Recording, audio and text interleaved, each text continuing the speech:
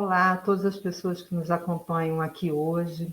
É uma imensa alegria ter sido convidada para apresentar o antropólogo Antônio Carlos de Souza Lima nessa sessão Conversa com o Autor, no 46º Encontro Anual da Ampox. Além de Antônio ser um colega que admiro, e daqui a pouco verão que ele é mesmo admirável, é sobretudo um parceiro de muitas realizações e um amigo querido. Nos conhecemos no Museu Nacional em fim dos anos 80 e início dos 90, quando cursava meu mestrado e Antônio o doutorado. Ele então já era professor do PPGAS no museu. Foi aprovado em concurso em 89 como professor assistente para a área de etnologia. Nos aproximamos e começamos a trabalhar junto alguns anos depois. E desde essa época temos realizado muitos projetos em conjunto, de pesquisa, de produção bibliográfica, na Associação Brasileira de Antropologia e na Associação Latino-Americana de Antropologia, só para citar alguns exemplos. Então, Antônio Carlos de Souza Lima, nosso convidado de hoje, é graduado em História, outro traço em comum, eu também.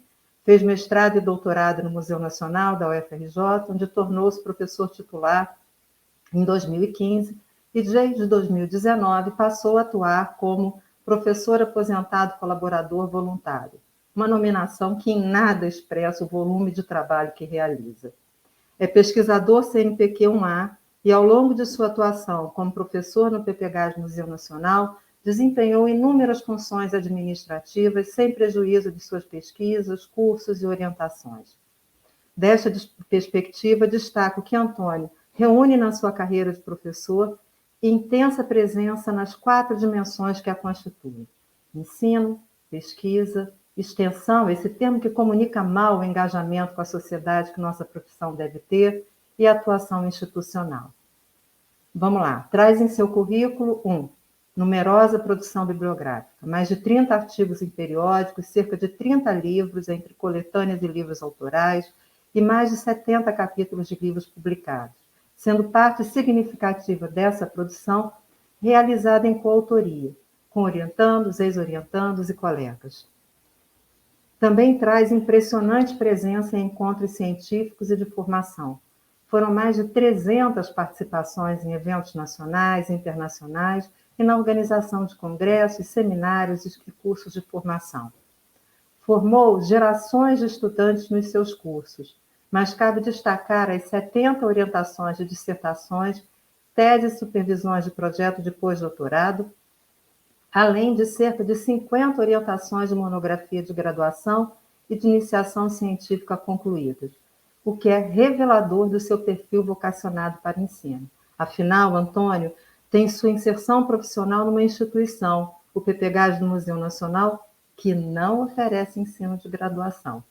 Some-se ainda a essas orientações mais uma dezena de orientações de doutorado, de projetos de pós-doutorado que ainda estão em andamento.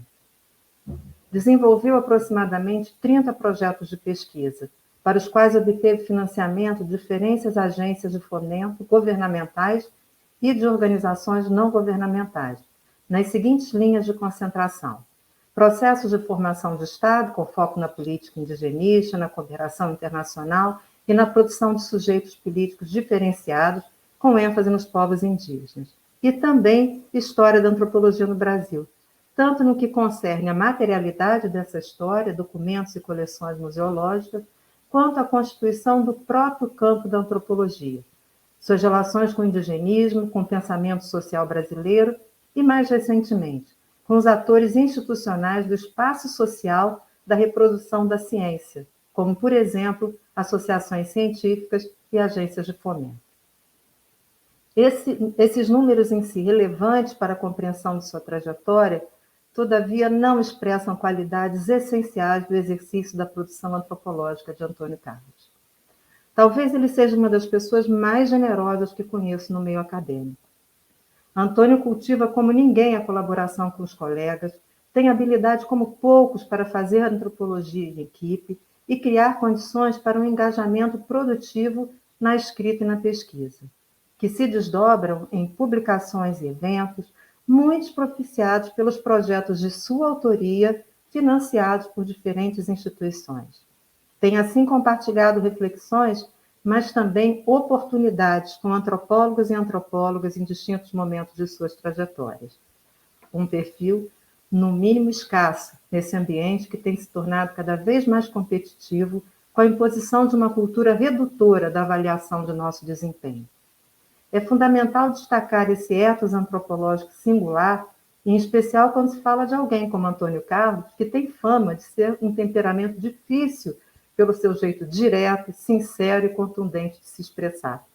As antropólogas e antropólogos que tiveram o privilégio de estar em sua companhia e fazer parte desse processo de produção em corresponsabilidade diriam, e tenho certeza que não falo só por mim, oxalá essa combinação fosse mais frequente em nosso meio. Se nos aprofundarmos nas suas trilhas de atuação, e já peço desculpas pelo trocadilho com seu importante projeto Trilhas do Conhecimento, mas não resisti, veremos que Antônio Carlos apresenta compromisso inquestionável com os povos indígenas e com o campo da antropologia. Um comprometimento que envolve toda a sua existência, atravessando-a e transbordando em empenhos reflexivos e afetivos, em um ritmo que muitas vezes não poupa sequer sua saúde e bem-estar. Muitos de nós que com ele convivemos podemos atestar o envolvimento de sua personalidade total, como diria Marcel Mauss, com a antropologia. Como comecei a abordar quando mencionei seus projetos de pesquisa, desde o início sua produção voltou-se para a investigação das configurações do poder que qualificam histórica e contemporaneamente a existência dos povos indígenas, em especial no contexto brasileiro. Gostaria de destacar nesse campo algumas contribuições suas. 1.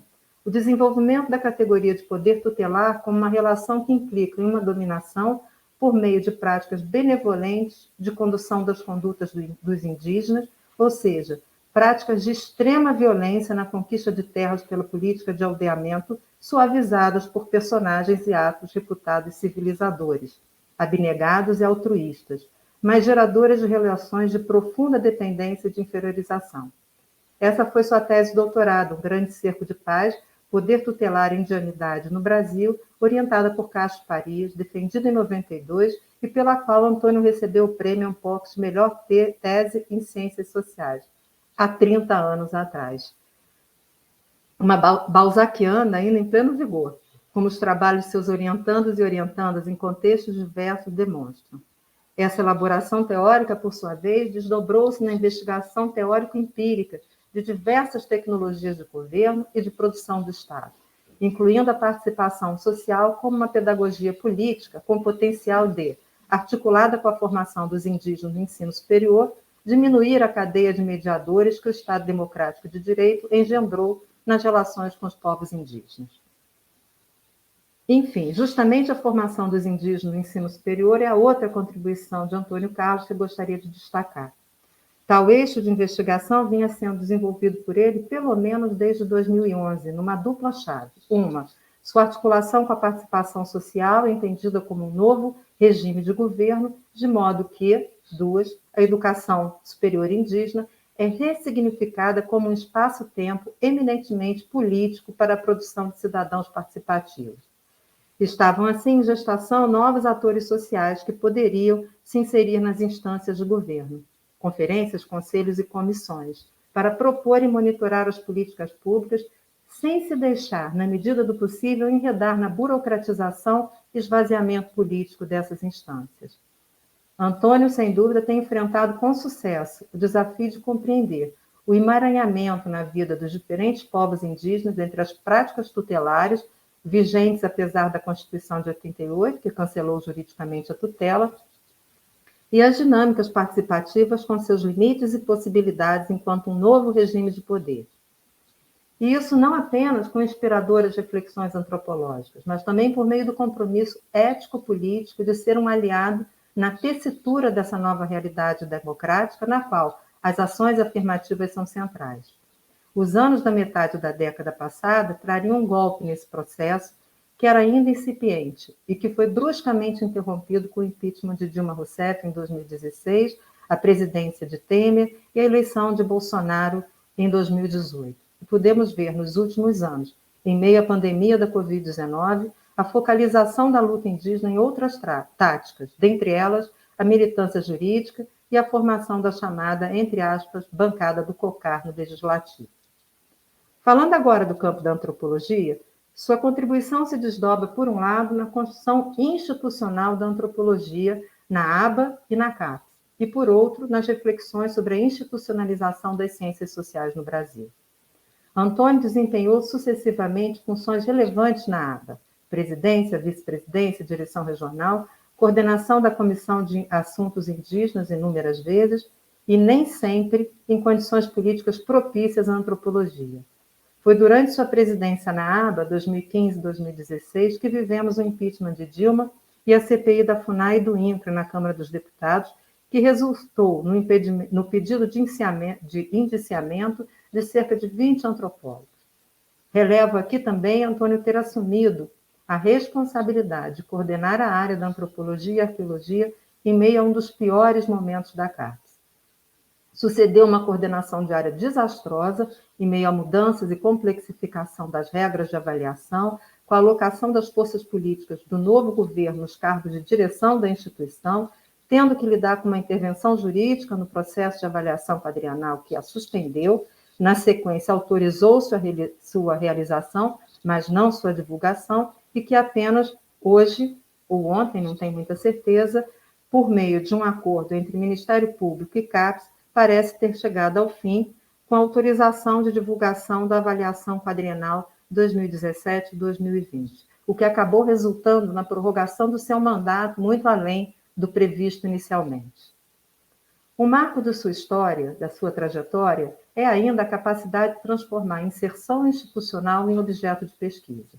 Foi assim na ocasião do trágico incêndio do Museu Nacional, quando começou um projeto de investigação da própria trajetória do PPGás ao longo dos seus 50 anos, para pensar a institucionalização da pós-graduação em antropologia no Brasil. Uma investigação que se desdobrou para outras instituições que conformam o campo da pós-graduação brasileira, inclusive a CAPES, instituição, como dito anteriormente, em que exerce a função de coordenador da área. Por fim, foi durante também a gestão em que Gustavo Lins Ribeiro era presidente e Antônio Carlos vice-presidente, 2002-2004, que a ABA desenvolveu a primeira pesquisa sobre o campo da antropologia no Brasil, pesquisa em que Trajano Filho, meu querido colega da UNB, teve um papel importante. Bom, eu teria muito mais a falar sobre a trajetória, o comprometimento e o ethos do nosso convidado de hoje, mas acho que já falei demais e vocês vieram para ouvir Antônio Carlos de Souza Lima, cabendo a mim apenas apresentá-lo. Assim, é com admiração e carinho imensos que passo a palavra. Bem, olá a todas as pessoas que estão nos assistindo. Eu gostaria de começar agradecendo à diretoria da Unpox pelo convite para estar aqui nesse honroso momento, através do nome do seu presidente, André Botelho, e da amiga querida Lia Zanota Machado, integrante do Conselho Científico, e dizer que eu não poderia estar mais emocionado com a apresentação que a amiga querida, parceira de trabalhos inúmeros e parceira com quem é muito bom trabalhar, né? É muito construtivo, sempre produtivo, instigante, a grande antropóloga e uma maravilhosa mulher, que é a minha querida colega Carla Costa Teixeira, né? Suas palavras, eu fiquei pensando assim, eu não preciso falar mais nada agora, né? Em muitas circunstâncias, eu devo estar realmente num outro momento da vida, né? Porque em muitas circunstâncias falar de mim sempre foi muito custoso, né? Meu memorial de promoção a professor titular começa chamando a atenção para esse nível de desconforto, e eu vou tentar aqui um pouco que falar do que eu acho que são algumas das condições sociais de produção da minha trajetória. Eu acho que meu temperamento é bastante conhecido, Carla o descreveu sobejamente, com palavras que eu julgo muito generosas e muito acertadas. Tem muita gente que acha que generosidade não pode andar junto, tem que andar com uma etiqueta que, às vezes, nem sempre é a que eu acho adequada à expressão de certas coisas em certos momentos. Mas eu acho que até ser certas horas contundente é uma manifestação de generosidade do meu ponto de vista, algo que eu trago, não é meu, é da minha família. É preciso conhecer para ver que eu sou só um pálido reflexo de uma maior quantidade, né, de antepassados. Então, eu acho que eu tenho que começar chamando a atenção disso, da minha origem social. Eu sou filho de duas pessoas, né? Minha mãe era amazonense e meu pai carioca, ambos filhos de elites decadentes e falidas, ambos funcionários públicos federais. No caso do meu pai, de uma família de funcionários públicos federais que remontava ao Império, e que, desde cedo, me ensinaram valores muito importantes neste terreno, que não à toa se converteria no meu terreno de pesquisa, né? O terreno da administração pública de modo mais amplo, né? Uma profunda crença nas adesões a signos de prestígio, né? Como pessoas que viram ascensões e quedas repentinas, e que lidavam com isso com ironia e com muita jocosidade. Depois, com senso do que seja público no Brasil, né, e com todas essas dimensões que eu sempre entendi que eram parte de uma carreira universitária, essas 4 dimensões que Carla apontou e que, lamentavelmente, elas são apresentadas normalmente como um tripé, né? Como Ana Paula Miranda, amiga comum, faz questão de chamar a atenção, é um quadripé, e eu sempre o vivi assim. Até porque eu aprendi muito sempre com a dimensão atuação institucional. Mas eu acho que é importante ainda dizer que ser amazonense no Rio de Janeiro dos anos 30 era ser muito outsider. Então, eu tinha uma narrativa de Brasil, de quem olhava o Rio de Janeiro com muita graça, num certo sentido, achava engraçado, né, as pretensões cariocas, já que era uma família que, ao invés de vir para o Rio de Janeiro, ia à Europa, né? Conquanto ela tenha passado, num ano de candidata pianista, a datilógrafa por reveses da vida. E meu pai, como era estatístico do Instituto Brasileiro do Café, viajou a região toda de produção do café dos anos 30 até os anos 70, quando ele parou de trabalhar. E nos contava o Brasil coronelista, o Brasil da pistolagem, o Brasil da falta de integração, cotidianamente, com igual nível de humor, né? Um humor bastante sarcástico, né? Meus pais ainda, eu sou filho caçula e temporão, o que é importante na minha trajetória por uma razão. Meus pais teriam 100 e poucos anos, se estivessem vivos, eles são mais ou menos o que seriam os irmãos mais novos dos pais dos meus contemporâneos.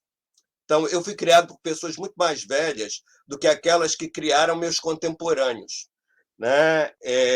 E que traziam já uma carga de vida muito pesada, com altos e baixos inúmeros, por conta das mudanças políticas do Brasil, né? A ponto de um dia meu pai chegar no Instituto Brasileiro do Café e encontrar o Instituto fechado por uma ordem assinada sem ser lida por Eurico Gaspar Dutra, né? Aconteciam essas coisas. e ter passado 5 anos processando na justiça. Aprendi cedo o que se chama ganha, mas não leva, né? Porque as ações de ganhas foram inúmeras. Ser também quarto filho, caçula e temporão, né? Tendo me formado basicamente durante todo o ensino fundamental em escolas públicas, né? Em função de ser caçula e temporão, eu pude, no ensino médio, ter uma escola privada. Nesse momento, estávamos no auge da ditadura, eu tenho 65 anos, eu entrei na escola em 1967 e em 1964. Tá? Eu peguei todas as reformas da ditadura, né? As tentativas de implantar estudos sociais, a implantação de educação moral e cívica e o ASPB, a dissolução da separação entre uma trajetória mais para humanidades e uma trajetória mais para a ciência, o chamado científico e o clássico, né? No ano em que eu, depois de romper com os desejos dos meus pais e decidi que não ia ser médico, na verdade eu queria ser psiquiatra para trabalhar com psicanálise,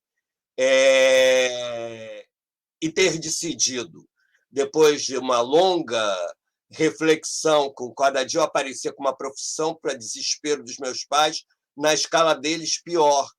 E um belo dia eu amanheci com história, né? Então aí que foi o fim do mundo, apesar do meu primeiro lugar, né, no vestibular daquele ano e do fato de que, enfim, meu pai fazia questão de dizer para todo mundo que eu entrava entre os 10 primeiros lugares pela quantidade de pontos de qualquer faculdade de medicina, de qualquer faculdade de engenharia, né? Era um desconsolo. Então, muita coisa que eu fiz na vida foi recebida também com tristeza, digamos, né? E só se mostrou eficaz num prazo muito longo, né? Bem, essa formação num bairro de classe média da zona norte do Rio de Janeiro, o Grajaú, quem conhece o Rio de Janeiro entende o que isso quer dizer. O Grajaú era um loteamento originalmente dirigido a militares, tá? Militares de classe média.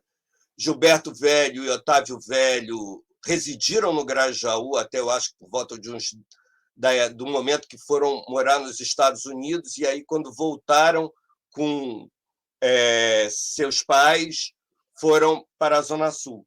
Então, esses elementos são elementos que me marcaram profundamente, né? Marcaram por me dar uma experiência de descentramento de diversos elementos que eram muito recorrentes e que eu encontraria ao entrar na universidade. A minha escolha pela história foi uma escolha que rapidamente se traduziu no interesse, a partir dos cursos básicos de antropologia, por questão indígena, e por antropologia. No segundo semestre de faculdade, eu já tinha terminado um curso de antropologia 2, como se chamava, e lido praticamente tudo que era referência naquele momento de antropologia da vertente da fricção interétnica, que era a antropologia que se produzia no Brasil, notadamente naquele momento, e que estava disponível, né, para consumo. Então, eu li não apenas os textos teóricos de Roberto Cardoso de Oliveira, mas li minha primeira monografia inteira, lida de fio a pavio, foi O Índio, o Mundo dos Brancos, né? Li outras coisas de outras pessoas ligadas à vertente e ao professor Roberto Cardoso de Oliveira, mas essa perspectiva, a perspectiva de pensar a partir das identidades dos povos indígenas, e a obra de Irving Goffman, Estigma, a manipulação da identidade deteriorada, me conquistaram, para a disciplina, enquanto Goffman seja um autor associado também à sociologia, nós todos sabemos que no Brasil talvez sua inserção privilegiada seja pela via da antropologia.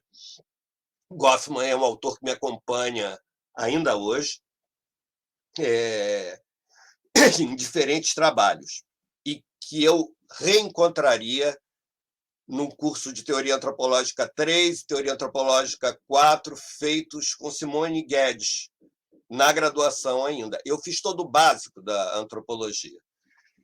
E tentei convencer muitos professores de história que era possível fazer pesquisas sobre história indígena. Naquele momento, em 77, o que eu ouvia é que era impossível, porque não tinha fonte, tá? E não tinha como estudar, portanto. Né? Aí eu sempre fui uma pessoa muito insistente, para não dizer chato, né? Chegava lá com o Formação do Brasil Contemporâneo, História Econômica do Brasil, Caio Prado Júnior, né? Era uma formação basicamente marxista, formação na Universidade Federal Fluminense, que foi uma formação muito importante nesses termos. Tinha sido um espaço que tinha relativamente se preservado da razia que a ditadura havia feito, sobretudo na Universidade Federal do Rio de Janeiro, o UFRJ também na UERJ, e dizia, está aqui, ele está falando, né? Ele está falando que eles estão trabalhando, que eles eram escravos. Não se ouvia, era impossível. Mas desse primeiro semestre de faculdade, dos primeiros semestres de faculdade, eu fui chamado por uma professora para começar a trabalhar. Era uma pessoa que estava fazendo dissertação de mestrado, trabalhava muito. A nossa carreira universitária não estava nada estruturada e ela precisava de alguém que fizesse levantamento de material bruto. Então, eu comecei a trabalhar. Meus colegas de faculdade, que precisavam, como eu, trabalhar, começaram dando aula em cursos vestibulares e supletivos muito cedo. Eu, que sempre tive uma certa aversão à aula, houve essa oportunidade, a pesquisa, e eu, daí para diante, nunca mais parei. A maior parte do meu tempo de faculdade, enquanto a maioria das pessoas viajava, né, de férias, etc. e tal, pelo Brasil, era um tempo dos mochileiros, né, era a ditadura, mas era também esse tempo de uma efervescência cultural, etc., grande. E eu trabalhava. Minhas férias eram na Biblioteca Nacional, em arquivos, porque precisava de dinheiro, porque trabalho é uma coisa que me mantém são também, né? São mentalmente são, faz bem para mim. Eu gosto de trabalhar. Enfim, se eu estou me estendendo nesse período inicial, é porque ele é um período que traz marcas que eu vou levar para o resto da vida. Né? Então, eu aprendi a trabalhar com arquivos cedo, né? Eu aprendi como funcionava a universidade, porque eu queria combinar antropologia e história, e eu descobri que o sistema de créditos não me permitia, que eu tinha um conjunto de optativas obrigatórias que eu tinha que fazer, e que eu não podia levar adiante o que eu pretendia, que era ampliar a formação em antropologia e em ciências sociais, já pensando numa possibilidade de um mestrado em antropologia, porque em 77 uma outra professora me chamou para fazer a mesma função que eu fazia antes para uma pessoa da Faculdade de História, para a pesquisa que fazia de doutorado com povos indígenas. E essa pesquisa me levou... Essa pessoa era a professora Cláudia Menezes, já falecida, que também trabalhava no Museu do Índio, que não existia dedicação exclusiva naquele momento, e quando existiu, ela optou por se desligar da Universidade Federal Fluminense, e eu não era estagiário do Museu do Índio, eu era estagiário da Cláudia, né? Eu trabalhava para ela, mas eu trabalhava dentro do Museu do Índio durante um período muito importante, em que os meus contemporâneos estagiários do Museu do Índio trabalharam na montagem, coordenada pelo professor Carlos Moreira Neto, do Centro de Documentação do Museu do Índio com o material do SPI. Esse conjunto de contemporâneos, Carlos Augusto da Rocha Freire, Sheila Guimarães Sá, Luci Paixão Linhares, Regina Hertal e outras pessoas viriam a compor, em 1977, a Comissão Pró-Índio do Rio de Janeiro. 1977, 1976, durante a graduação, e eu li isso no curso da Cláudia Menezes, o CIMI lançou um manifesto chamado Ijucapirama, o índio, aquele que deve morrer, que era uma grande denúncia que vinha na esteira das declarações e das reuniões, da reunião de Barbados, fazendo uma grande autocrítica e uma grande crítica do Estado brasileiro quanto à situação das populações indígenas face ao milagre econômico. Então, aí tem um outro elemento que, para mim, é essencial, o desenvolvimentismo e a colonização interna do Brasil. Neste período, por exemplo, mais tarde, quando se cria um projeto para trabalhar com populações indígenas e processos de colonização no Museu do Índio, Sheila Guimarães Sá fazendo mestrado no Museu Nacional, como aluna já do João Pacheco, ainda João Pacheco de Oliveira, filho, que viria a ser meu orientador de mestrado, né? Que ainda não era doutor nessa época, eram outros tempos. A gente, como mestre, conseguia financiamentos, orientava pessoas. Eu mesmo orientei como doutorando a minha primeira dissertação de mestrado, da Maria Lúcia Pires Menezes, em Geografia, publicada sobre o Parque Indígena do Xingu. Então, assim, eu sou compulsivo, né? Eu acho que pelo jeito que eu falo dá para se depreender. E eu, quando resolvi que ia fazer isso, eu realmente conduzi minha vida nessa direção. Então, já que eu não podia fazer cursos em antropologia, eu fui fazer cursos de antigo e medieval, onde tinha muitos conteúdos de antropologia através da Escola Sociológica Francesa, presente nos medievalistas e nos helenistas franceses. E fui fazer muito curso em História do Brasil. Em 79, fiz seleção ao PPGás, do Museu Nacional, passei, em meados do ano de 79. Eu, por isso, inclusive, nem sou graduado como bacharel, eu sou graduado como licenciado em História. No início de 1980, esse projeto que existia no Museu do Índio nos oportunizou fazer uma primeira ida a campo, e, no caso, eu fui para a região do nordeste do estado de Mato Grosso, né, a região Chavante, num período extremamente árduo, num período que ninguém faz pesquisa de campo em Mato Grosso, naquele momento, sobretudo, que as estradas não existiam, no verão, chovendo, que é o inverno da região, chovendo terrivelmente, as estradas desaparecendo, os indígenas passando fome e debaixo de uma pressão política muito grave. Não vem aqui também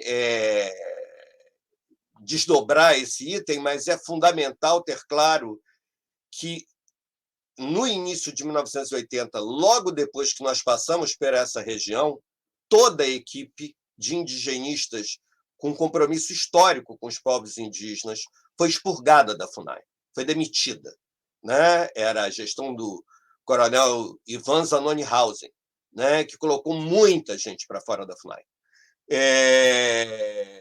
E a FUNAI, como já havia acontecido em 69, se tornou ainda mais um organismo voltado em muitas regiões para liberar terras indígenas para os processos coloniais internos ao Brasil. Esse é um outro elemento fundamental, a ideia de colonialismo interno. Então, eu cheguei no Museu Nacional em 1980, tendo lido Roberto Cardoso de Oliveira, Otávio Velho, que foi fundamental com a noção de fronteira e movimento, e com a ideia de que olhar a história do Brasil, né, os processos de formação econômico-social brasileiros, a partir da fronteira, dá uma conta histórica e analítica diferente. E eu pensei que olhar a fronteira do ângulo dos povos indígenas ainda mais diferente da.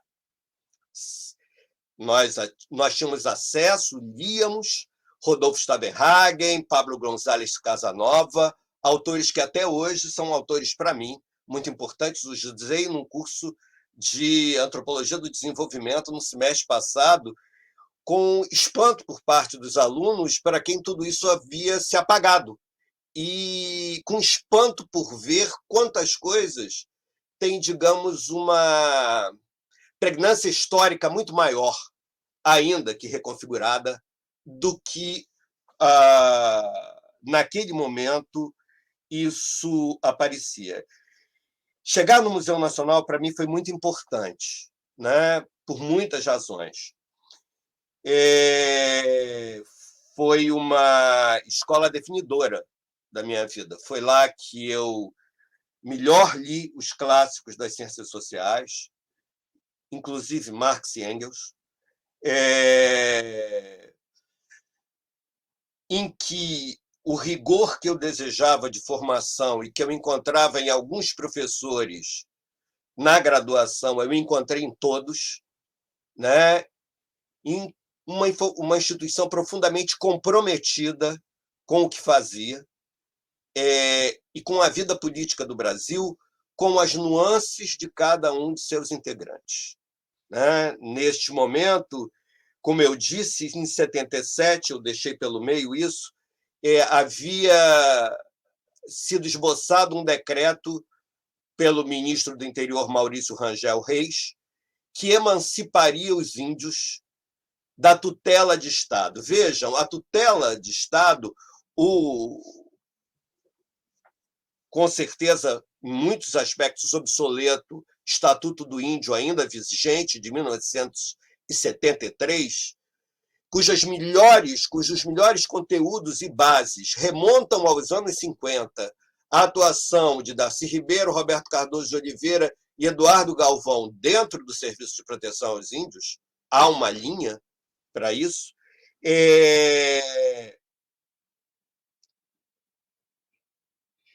A tutela como modo de dominação, exercício de poder, era também a garantia de que aqueles sujeitos eram índios.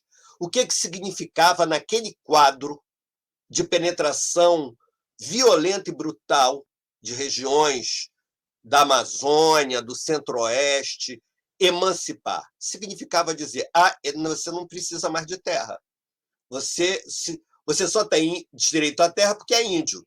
Se você não é mais índio, porque índio se pensava como um status, né, que ia ser superado pelo integracionismo, isso era o mesmo que dizer que você não precisava de terras, né?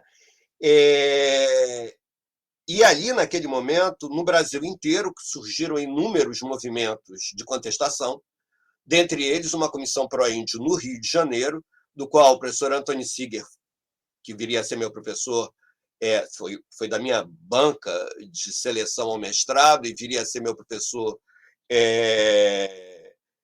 de Teoria Antropológica 2, num curso de parentesco maravilhoso. Seria o primeiro presidente, e o João Pacheco de Oliveira seria o segundo presidente. Eu não conhecia o João pessoalmente, esses meus contemporâneos do Museu do Índio eram todos... Quem estava no Museu Nacional era orientando dele, conheciam, eram amigos, né? Eu sempre fui, apesar dessa maneira muito incisiva, eu sou um sujeito razoavelmente reservado e, por incrível que pareça, posso ser tímido, né? Então, eu não tinha... João também é uma pessoa bastante discreta, então eu assisti palestras, eu vendia plásticos com o dístico pela demarcação das terras indígenas, mas eu não sabia muito mais do que isso. Vinha saber como aluno dele, onde eu já apresentei um trabalho falando do processo de colonização do Nordeste de Mato Grosso, onde o que eu depois fui encontrar, formulado a partir da sociologia histórica e da própria antropologia, como processos de formação de Estado, já estava presente, eu trazia isso da graduação, né? Eu tinha encontrado aspectos disso no trabalho do Otávio e do próprio João Pacheco, cuja dissertação de mestrado defendida na UNB eu li antes de entrar, onde estava dada uma proposta de análise histórica dos povos indígenas. Quando eu li o trabalho do João, que só recentemente foi publicado, eu disse: é com esse cara que eu quero trabalhar. Mas, como eu não sei fazer de outra maneira, eu fiz um curso. Ao final do curso, entreguei o trabalho e perguntei se ele me orientaria. Né? Viria a ser o primeiro orientando do João a defender dissertação de mestrado. Então, vejam, aí, para tentar um pouco abreviar, porque eu acho que o tempo já está correndo, esses elementos que a Carla me apontou quanto à minha trajetória, né, uma preocupação com certas temáticas, né, a partir da temática indígena, com aspectos da formação de Estado no Brasil e da construção nacional mais secundariamente. Como isto foi encarado pela produção antropológica no Brasil, algo que eu aprendi a pensar sistematicamente para qualquer investimento que eu faça, buscar como... Assim, ninguém tira temas da cartola. Tá? Os temas são refeitos, refraseados, né? Podem até, quando surgem da cartola, eles surgem por diversos componentes que são colocados lá. Isso eu aprendi, sobretudo, com o professor Luiz de Castro Faria, como aluno de 2 dos seus cursos durante a graduação, inclusive um curso sobre indigenismo e política indigenista brasileira.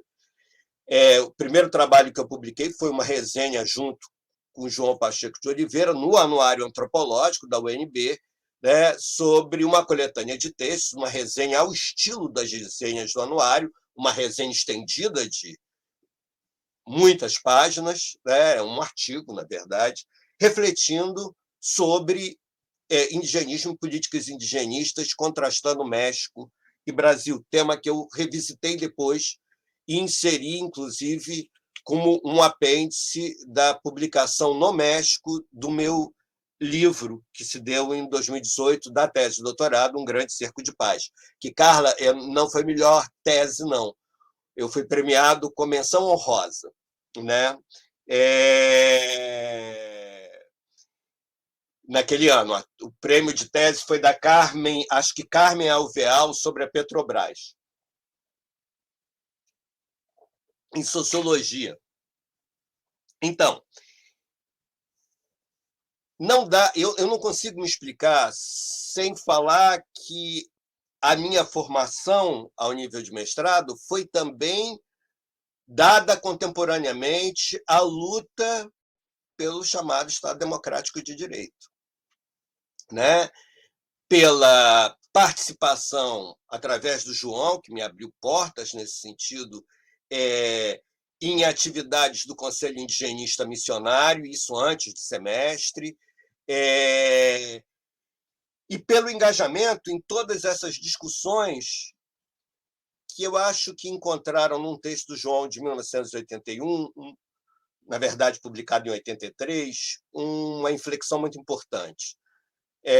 Originalmente, esse texto se chama Terras Indígenas no Brasil, uma tentativa de abordagem sociológica, foi publicada na série Boletins do Museu Nacional, e ele chama a atenção de que a questão indígena não é apenas uma questão de direitos humanos ou humanitária, essencialmente, como era fraseada naquele período todo do regime ditatorial, mas era essencialmente uma questão fundiária. E que, em meio à saída dos quadros mais duros da ditadura militar a partir de 84, abrindo caminho à nova república e a eleição indireta de Tancredo Neves, né, que faleceu e entrou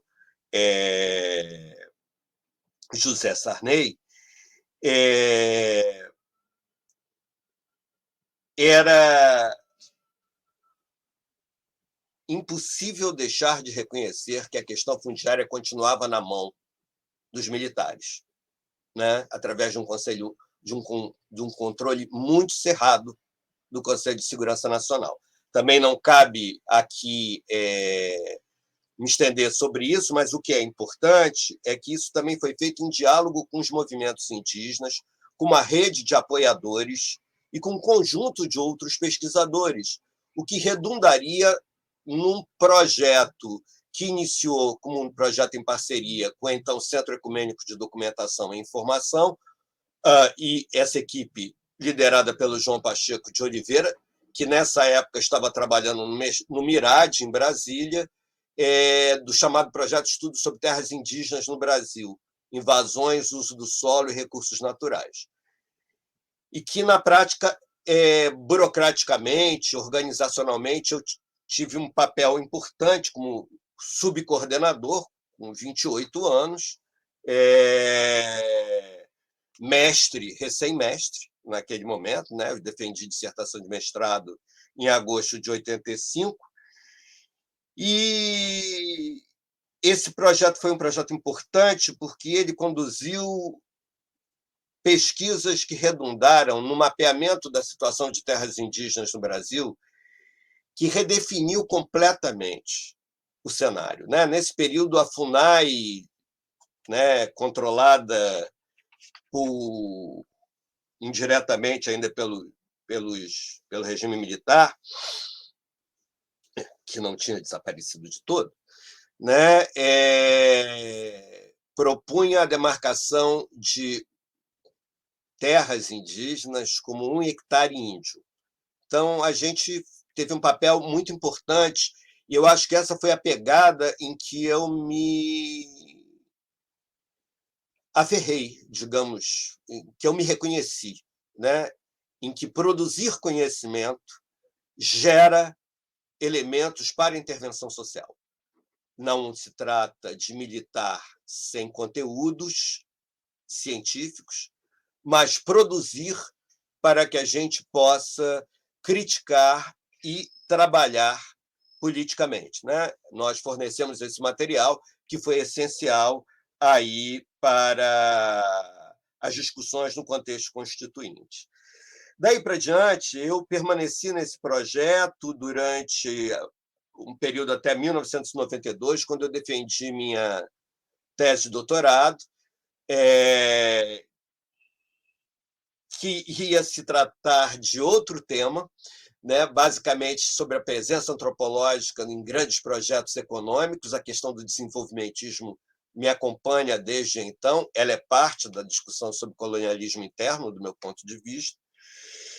Mas eu tinha muito material a mais compilado em outros projetos feitos sobre o SPI, e eu achei que era importante.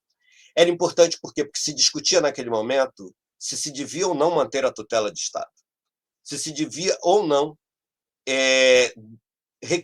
lutar para reconhecer aos indígenas capacidade jurídica, né? E a controvérsia era enorme.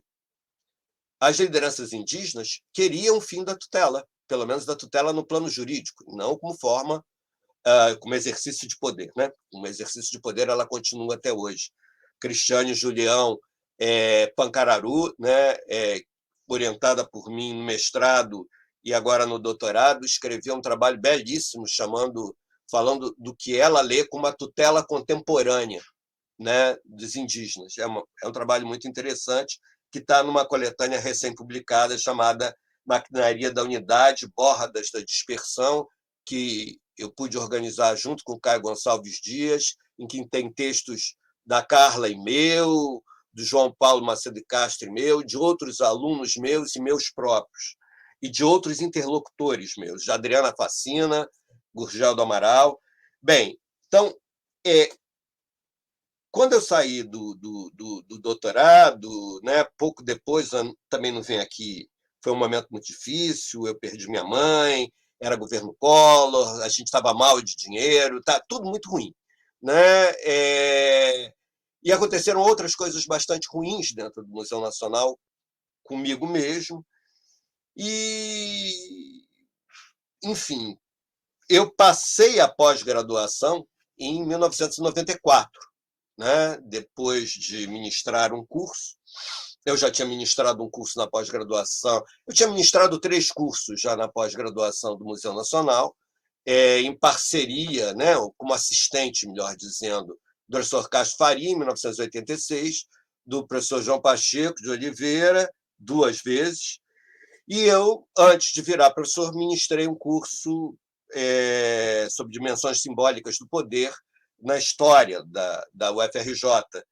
Então, quando cheguei na pós-graduação, eu já cheguei muito claro do que era meu projeto teórico, né?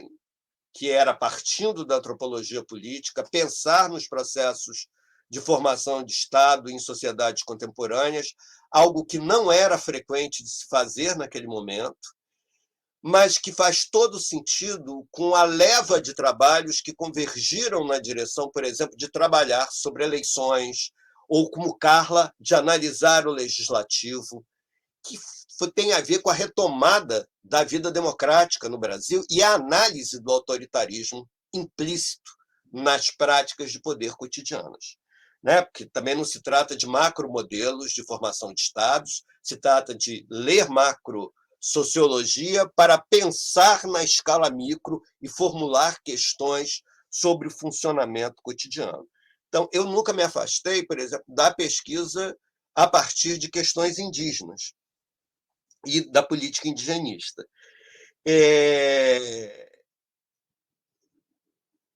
Passei anos muito envolvido com a administração e orientando alunos que, cada um, que vieram para mim muito mais pela perspectiva teórica do que pelo universo empírico. Vamos lá, vamos combinar, né? Minha instituição tinha uma pletora de etnólogos e eu não sou exatamente um etnólogo do ir a campo, né?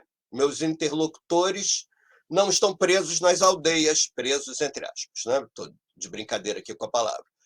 São atores do movimento indígena, são pessoas fundamentais e são não indígenas também, né? Então, Brasília faz mais sentido para mim, para muita coisa, do que para o meu recorte.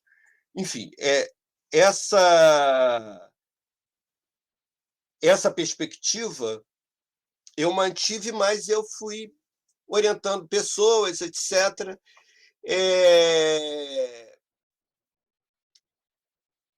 Em 1998, eu estava prestes a... Tive a convite da professora Cristiana Bastos, do Instituto de Ciências Sociais da Universidade de Lisboa, uma amiga querida, né, e uma intelectual brilhante. Eu tive a oportunidade de participar de um trabalho de uma equipe de pesquisa dela, que foi a GOA, para trabalhar exatamente como instituição do colonialismo português, Escola de Medicina, né, de Nova Goa, e de começar uma pesquisa em Portugal sobre a Escola Colonial de Lisboa, que eu havia visto citada na Biblioteca do Rondon e em relatórios internos do Museu do Índio, como um modelo do Serviço de Proteção aos Índios, como um modelo do que se desejava criar para formar uma elite de funcionários que trabalhasse com questão indígena. E ali eu também encontrei uma outra coisa, que era a menção ao Bureau of Indian Affairs, como modelos, né, para esse grupo. Eu comecei essa pesquisa, mas logo que voltei ao Brasil, fomos o João Pacheco e eu, que nessa época não trabalhávamos juntos, pedir dinheiro para publicar algumas coisas que a gente tinha feito nesses projetos que não tinha dinheiro para essas publicações. Abriu-se campo para muita gente, mas, enfim.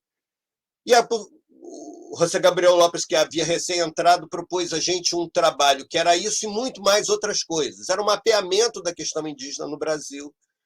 Bem, um mapeamento com fins de ter uma bússola de financiamento daquele momento, que era mandato Fernando Henrique Cardoso, perspectivas de implantação do PPG-7, né, projeto Programa Piloto para a Proteção das Florestas Tropicais do Brasil, e do seu subcomponente, para a demarcação de terras indígenas.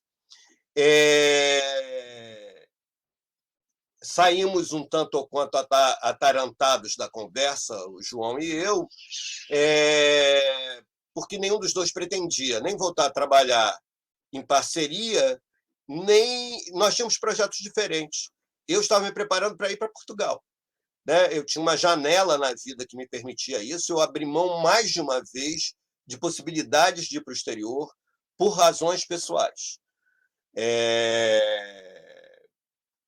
Dessa vez, por questões da saúde do meu pai, que já era viúvo e tinha uma saúde bastante complicada. Então, eu acho que somou-se isso e a perspectiva de voltar a trabalhar sobre política indigenista.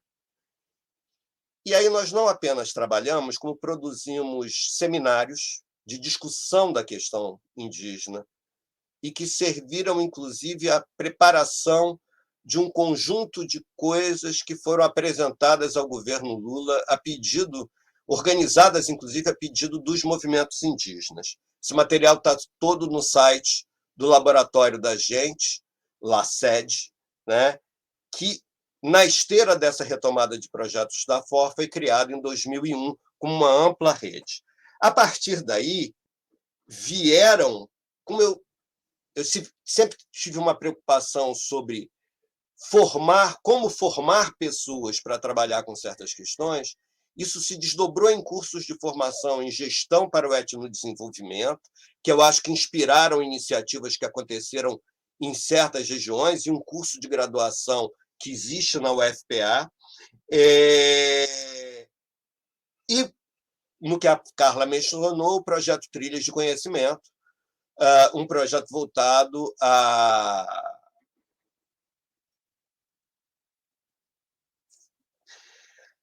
promover, né, foster em inglês, promover o acesso à Universidade de Povos Indígenas. Eu tenho aí um bloco, eu acho que se eu publiquei minha tese de doutorado, se eu tenho um bloco de trabalho sobre política indigenista, alguns associados à terra, mas, do meu ponto de vista, eu sempre trabalhei com práticas administrativas, mais do que exatamente com a questão indígena de povos específicos, né? Então, tem uma coletânea organizada junto com o Enio sobre antropologia e identificação de terras indígenas, e, a partir daí, uma preocupação com a antropologia em cenários de intervenção, na administração pública no Brasil. Era um momento de muita efervescência, esses anos todos, né? Tantos anos de governos do PSDB, com todas as dificuldades que nós enfrentamos como docentes universitários, que para nós foi um desastre, né? Como docentes de universidades federais. O desastre atual é bem menor, até certo ponto, do ponto de vista financeiro, né? É uma coisa que as pessoas não gostam de admitir, mas é a pura realidade, né? Então, eu consegui manter, ao mesmo tempo, as duas coisas, né? Porque, nesse período, eu consegui organizar com outros recursos um seminário sobre tutela, com pessoas que trabalharam com a questão desse exercício de poder, com menores, como Adriana Viana, com imigrantes, como Jair de Souza Ramos, e com a generosa presença da minha professora querida e fundamental na minha formação, Geralda Zeifert, o João, Eliane, Cantarina Oduaira, diversas pessoas. Essa coletânea é uma coletânea, para mim, muito importante.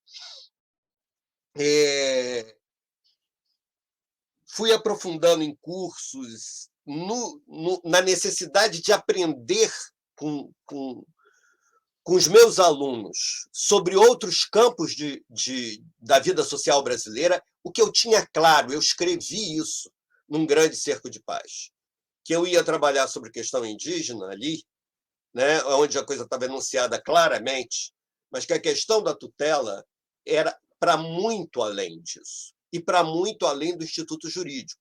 O professor Sérgio Carrara já havia defendeu mais ou menos ao mesmo tempo uma pesquisa sobre o manicômio judiciário, onde a questão da responsabilidade civil também estava colocada, chamada crime e loucura.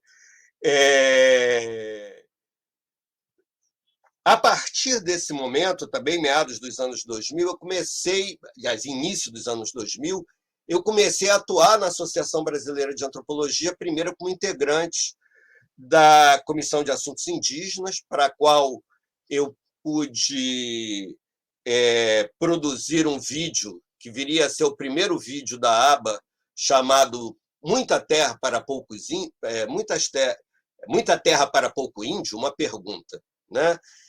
Que é alguma coisa tirada de um texto e de uma pergunta que fica no ar, e que o texto do João Pacheco captura, do qual ele produziu o argumento, e que foi talvez o primeiro documentário destinado ao esclarecimento público que a Associação Brasileira de Antropologia fez. Depois ela fez outros. E hoje em dia temos um elenco enorme de material visual produzido de diferentes maneiras. Bem, eu acho que o meu tempo está estourando. Eu não tencionava ficar falando de livro por livro aqui, mas dá um pouco as minhas coordenadas gerais, né? Acho que tem uma outra coisa que foi característica da minha vida sempre, que foi, como a Carla disse, nem sempre eu enfrentei condições auspiciosas, até muito pelo contrário. Eu acho que eu faço bem do limão a limonada, e como eu tenho a sorte de gostar de gostos amargos, eu consigo, sofrendo ainda, que seja, lidar com esse tipo de situação. Então, quando assim, eu me dispus a assumir a presidência da Associação Brasileira de Antropologia em 2014, a gente sabia que a gente ia enfrentar um momento difícil, mas nunca que enfrentaríamos um momento tão difícil. Carla já chamou a atenção, né? Mas, nesse momento, nós resolvemos que íamos celebrar os 60 anos da ABA, que estavam sendo cumpridos em 2015, e que íamos refletir sobre a presença da antropologia na esfera pública no Brasil, né? Então, aí há um outro conjunto de questões, né? Tem ações indigenistas, política indigenista, educação superior de povos indígenas, formação de antropólogos indígenas, né? Meu plano de velhice. Bem, aí apareceu a CAPES na minha vida, que também não cabe aqui entrar nas circunstâncias em que eu me vi enredado e não soube sair do enredamento. E quando eu achava que assim, ia ser péssimo lá por conta do governo já eleito, quer dizer, que tudo indicava que ia ser eleito, a gente teve, em 2 de setembro de 2018, incêndio do museu. Vejam, para mim é muito mais importante do que pode parecer, assim é para outras pessoas, assim é menos para outras. Por quê? Porque todo o material de uma vida acumulada, assim, o que eu vinha acumulando para trabalhar, quando saísse da CAPES, sabe, meu plano de aposentadoria era o que eu tinha sobre indigenismo dentro da minha sala, tá? Que quem conheceu sabia que era coberta de caixas, arquivos, de fio a pavio, né? E livros específicos sobre esse tema, que estavam lá. Felizmente, a maioria dos meus livros estava na minha casa. Mas tinha uma outra coisa para a qual eu tinha dado uma pequena contribuição, que para mim era muito importante, que era o Arquivo Geral do Museu Nacional, que era uma preciosidade, né? Essa minha tentativa de recuperar partes do arquivo do PPGás é porque eu sei que é completamente impossível recuperar o do museu, né? A primeira instituição científica no Brasil. E, assim, o professor Castro Aria me deixou uma tarefa, eu sou um tarefista, tá? Eu cumpro tarefas, né? Que era produzir nessa área de história da antropologia, coisa que eu espero ainda, com a ajuda dos amigos, está começando uma trajetória agora, partindo da reflexão sobre a área na CAPES, como Carla bem chamou a atenção, né? Eu tive pouco a ver com o projeto, mas acompanhei o tempo todo o projeto coordenado pelo Trajano, durante a gestão de Gustavo como presidente da ABA e a minha como vice-presidente. Eu tive muito mais focado nas questões indígenas naquele momento, não menos complicado, porque a entrada do governo Lula foi muito complicada pelo seu descumprimento no tocante a acordos com o movimento indígena naquele momento. Acho que tudo isso ensinou a ambos os lados muita coisa. Eu acho que hoje a questão indígena é percebida de outra maneira pelo PT. E os índios, os movimentos indígenas aprenderam muita coisa também. Então, nessa perspectiva, eu espero ainda vir a trabalhar sobre isso, assim como aprofundar essa reflexão sobre antropologia do Estado, aí inserindo questões relativas a essa, não apenas a governança neoliberal, mas a esse desenvolvimentismo que, para usar o termo da Maristela Stampa, né, neoextrativista, que graça mundo afora. Nesta reunião da Unpox estão sendo lançadas 3 coletâneas que, com parceiros, eu pude organizar na janela, que é a judicialização da avaliação da CAPES desse ano. Eu pude terminar, elas já estavam convidadas, já estavam encaminhadas. Eu gosto de trabalhar junto, né? E quem trabalha comigo sabe que, com todo o meu temperamento, é isso. Trabalhar junto, para mim, é legal. Então, eu não superexijo de ninguém, eu superexijo de mim mesmo, o que pode ser muito desagradável para algumas pessoas, mas não para outras. Né? Eu me dou muito bem com Carla, por exemplo, né? E com N outras pessoas. Tanto é que tenho muitos parceiros que se repetem. Com Caio, essa coletânea, que eu já mencionei, Maquinaria da Unidade, Borda da Dispersão. E, nesse período ainda mais recente, junto com a Raquel e com a Miriam de Oliveira Santos, e já no projeto de História da Antropologia, a gente recuperou uma série de textos da Giralda, que são preciosidades analíticas sobre racismo no Brasil.